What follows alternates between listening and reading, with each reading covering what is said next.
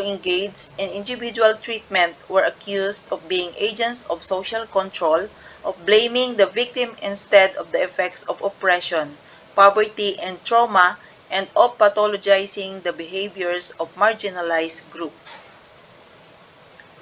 Definition of clinical social work. Clinical social work shares with all social work practice the goal of enhancement and maintenance of social functioning of individuals, families, and small groups. Clinical social work practice is the professional application of social work theory and methods to the treatment and prevention of psychosocial dysfunction, disability, or impairment, including emotional and mental disorders. It is based on knowledge of one or more theories of human development with a psychosocial context. The perspective of person in situation is to clinical social work practice. Clinical social work. It involves assessment, intervention, and evaluation. Assessment. Diagnostic assessment. The clinical social worker is supposed to accomplish 4 major tasks and then make a decision.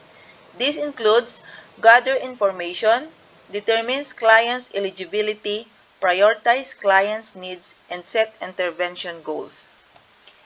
Intervention.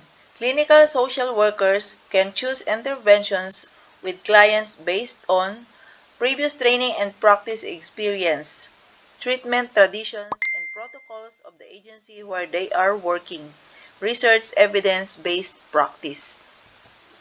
Evaluation. Evaluation is the last phase of clinical social work practice and information about.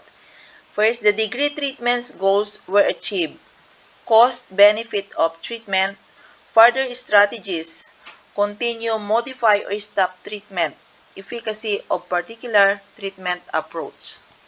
Thank you.